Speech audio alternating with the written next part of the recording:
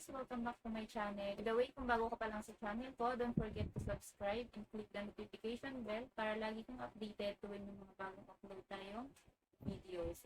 And for today's video, itatakil natin is kung paano magsulat ng isang Korean syllable or ng isang pantig. Sa pagsusulat ng isang Korean syllable or ng isang pantig, meron tayong iba't ibang form or pattern na ginagamit. So, kung interesado ka sa ganitong topic, please keep on watching.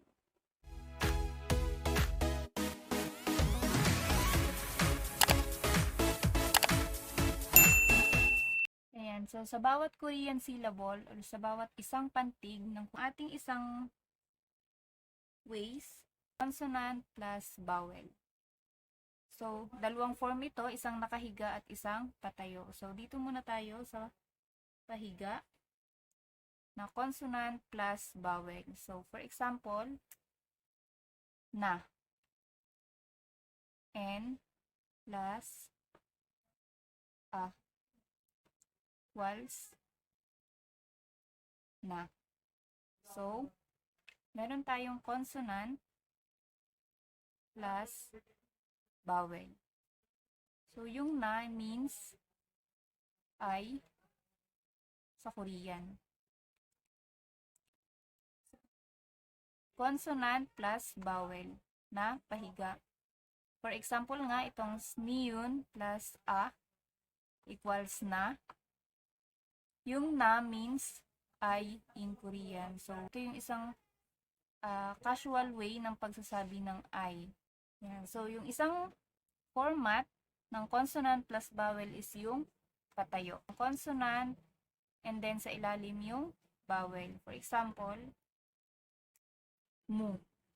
Miyum. Tapos u na vowel. Yung miyum is consonant and then yung u is vowel. Mu. Ang ibig sabihin niya sa Korean ay radish. Radish or labanos. Yung pangalawang way ng ating Korean syllable blocks or isang format ng ating Korean syllable block is yung consonant and then katabi niya yung vowel and then sa ilalim is merong final consonant. Yan. For example, check. Yan, meron tayong chiyot, may e na vowel, and then final consonant na kiyok. Yan. So, itong si chiyot ay consonant, ito is vowel, and ito yung ating final consonant. Consonant, vowel, and then final consonant. Check. Yan. Check means book. And yung other format or other way ng consonant, vowel, consonant na combination is yung patayo naman. Ayan, ito. Consonant sa ibabaw, vowel sa gitna, and then consonant sa ilalim.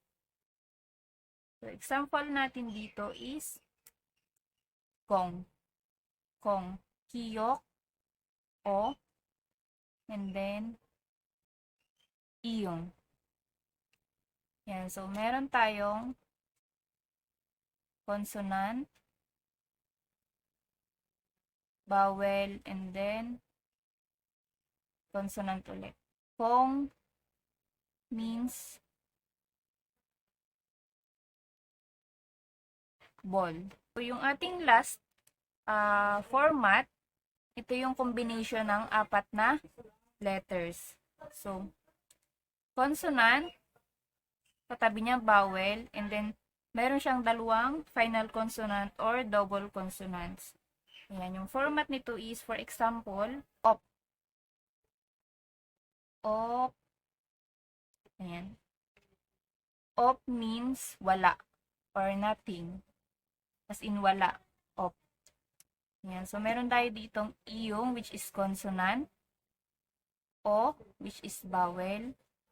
And then, dito sa ilalim, may dalawa tayong consonant. Itong si piyuk at saka si siyut, which is pareho ding consonant.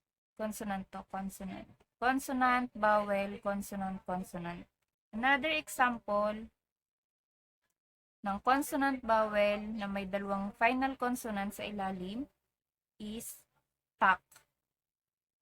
Tak.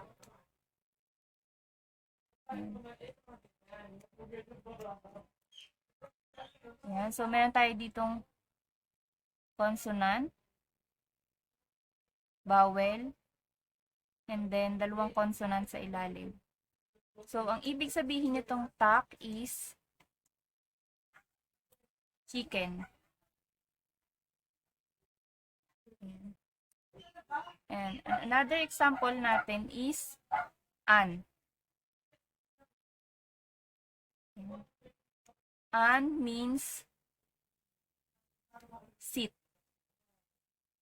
Yan. So, meron tayo ditong consonant, vowel, and then consonant, consonant. Yan. So, itong last format na to, itong consonant, vowel, consonant, consonant is bihira lang siya. So, ibig sabihin, kokonting words lang yung ganitong may double final consonants. Ayan, sa mga Korean vocabulary. So, mas common itong dalawa, itong consonant, vowel na patayo, consonant, vowel, and then may isang final consonant, and then yung consonant, vowel, and consonant na patayo. So, mas bihira lang tong pang tatlo na form. Ayan. At sa isang Korean syllable or sa isang pantig, meron tayong tinatawag na minimum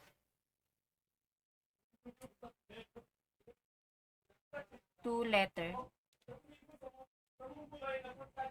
Ayan. So, meron tayong rules na minimum 2 letters. So, sa bawat pantig, wala kang makikita na isang letter lang. So, laging magiging dalawang letter ang isang syllable or isang pantig.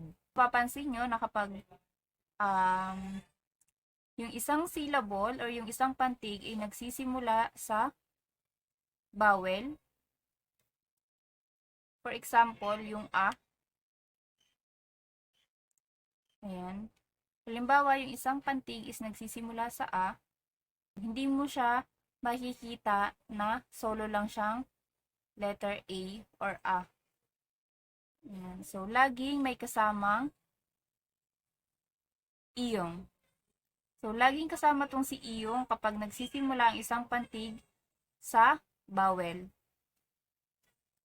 Ayan. Dahil si iyong, ang sound niya ay ng.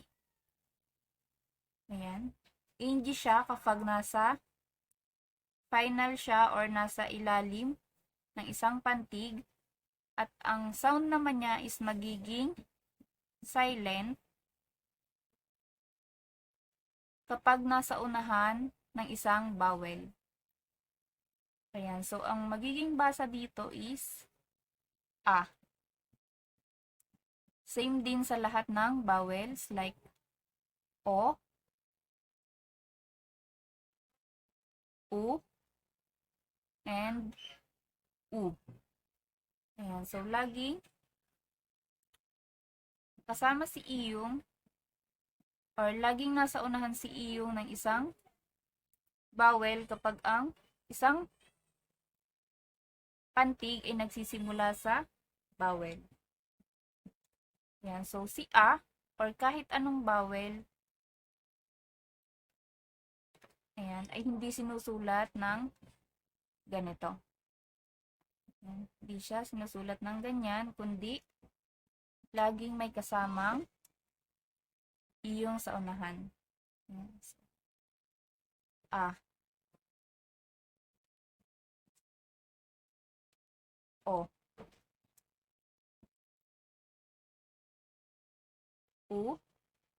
And U. Ayan. So, sana intindihan nyo